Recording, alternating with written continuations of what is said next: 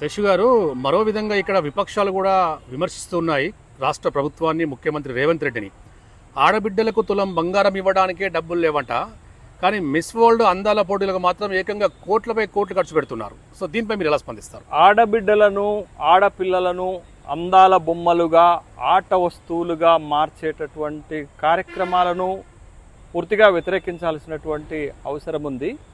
పాశ్చాత్య సంస్కృతిలో భాగంగా ఈ అందాల పోటీల నిర్వహణను అనేక ప్రజా సామాజిక సంఘాలు వ్యతిరేకిస్తున్నప్పటికీ కూడా ఒక మోడర్నైజేషన్ కమర్షియల్ వరల్డ్లో ప్రతిదీ వ్యాపార దృక్పథంతో చూసేటటువంటి క్రమంలో ఇట్లాంటి అందాల పోటీల నిర్వహణ, ఆ నిర్వాహకులకు ప్రభుత్వాల మద్దతు, ప్రభుత్వాల సహకారంతో ఈ అందాల పోటీల నిర్వహణ అనేది ఒక కమర్షియల్ ప్రపంచంలో ఒక భాగంగా మారిపోయినటువంటి సందర్భంలో మిస్ వరల్డ్ పోటీలను గతంలో బొంబాయిలో నిర్వహించారు.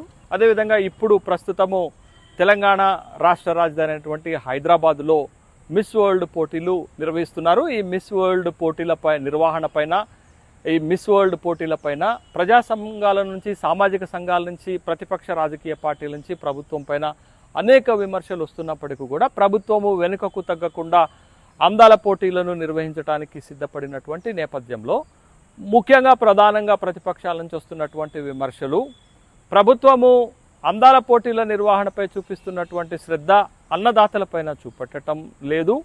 అదేవిధంగా ఆడబిడ్డలకు ఇచ్చినటువంటి హామీలపైన కూడా చూపెట్టడం లేదు. మహాలక్ష్మి పథకంలో ఆడబిడ్డలకు ఇస్తానన్న డబ్బులు ఇవ్వటం లేదు.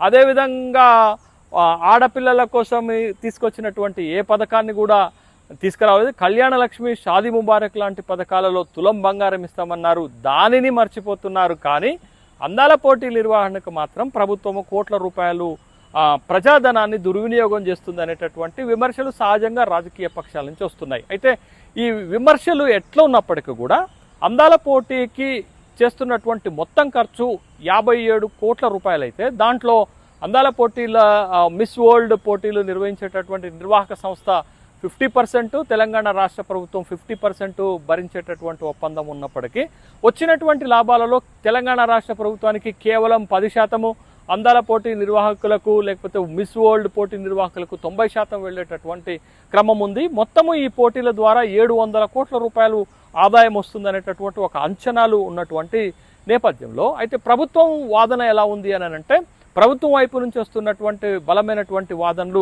ఈ మిస్ వరల్డ్ పోటీలకు సంబంధించి ఏంటంటే, హైదరాబాద్ బ్రాండ్ ఇమేజ్ని పెంచడానికే రాష్ట్ర ప్రభుత్వము ఈ మిస్ వరల్డ్ పోటీలకు ఆతిథ్యాన్ని ఇస్తుంది అనేటటువంటి ఒక మాట చెప్తున్నారు. అదేవిధంగా హైదరాబాద్ బ్రాండ్ ఇమేజ్తో పాటు తెలంగాణ రాష్ట్రంలో అనేక పర్యాటక కేంద్రాలు ఉన్నాయి. ఆ పర్యాటక కేంద్రాలను ఎక్స్పోజ్ చేయడానికి, ఆ పర్యాటక కేంద్రాలకు ఒక న్యూ లుక్ ఇవ్వటానికి, తర్వాత తెలంగాణ రాష్ట్రంలో పర్యాటక రంగం అభివృద్ధికి ఈ మిస్ వరల్డ్ పోటీలు దోహదపడతాయి. అందుకే తెలంగాణ రాష్ట్ర ప్రభుత్వం మిస్ వరల్డ్ పోటీలను ప్రతిష్టాత్మకంగా భావించి నిర్వహిస్తున్నాము, ఆ నిర్వాహకులకు ప్రభుత్వం నుంచి కూడా సపోర్ట్ చేస్తున్నాం అనేటటువంటి ఒక వాదన వస్తుంది. ఒకవైపు ప్రజా సామాజిక సంఘాలు చేస్తున్నటువంటి విమర్శల్ని పరిగణలోకి తీసుకోవాల్సిన అవసరం ఉంది.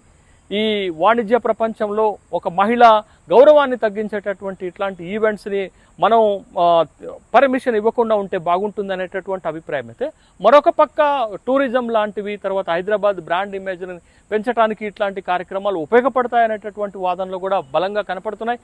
గతంలో ఫార్ములా E1 కార్ రేసింగ్ కూడా హైదరాబాద్ బ్రాండ్ ఇమేజ్ని పెంచడానికి అని చెప్పినటువంటి సందర్భం గత ప్రభుత్వం చేస్తే, ఈ ప్రభుత్వం కూడా మిస్ వరల్డ్ పోటీల ద్వారా హైదరాబాద్ బ్రాండ్ ఇమేజ్ని పెంచేటటువంటి ప్రయత్నం చేస్తున్నారని చెప్తున్నటువంటి సందర్భం ఉన్నది. కాబట్టి ఇది ఏమైనప్పటికీ కూడా ఒక మహిళ హుందాతనాన్ని పెంచి, ఒక మహిళ గౌరవాన్ని పెంచేటటువంటి కార్యక్రమాలు చేస్తే బాగుంటుంది. బట్ ఇట్లాంటి అందాల పోటీలలో జరుగుతున్నటువంటి వ్యవహారాలు కనుక మనం చూసినప్పుడు అది మహిళ యొక్క గౌరవాన్ని ఏమాత్రం పెంచుతుంది అనేటటువంటి ప్రశ్న తలెత్తుతున్నటువంటి నేపథ్యంలో మహిళా గౌరవానికి మరింత భంగం కలుగుతుందా అనేటటువంటి ఒక సందేహాలు వ్యక్తమవుతున్నటువంటి క్రమంలో ఇట్లాంటి ఈవెంట్స్ జరగకుండా ఉంటేనే బాగుంటుంది. ఇట్లాంటి ఈవెంట్స్ ద్వారా వచ్చే బ్రాండ్ ఇమేజ్లు హైదరాబాద్ లాంటి ఒక చారిత్రక నగరానికి, 400 ఏళ్లకు పైబడి చరిత్ర కలిగినటువంటి నగరానికి అవసరం లేదనేటటువంటి అభిప్రాయాన్ని కూడా ఇక్కడ మనం చూడాల్సినటువంటి అవసరం ఉంది. ఏది ఏమైనప్పటికీ కూడా టూరిజం డెవలప్మెంట్కి అనేక చర్యలు చేపట్టాల్సినటువంటి అవసరం ఉంటుంది.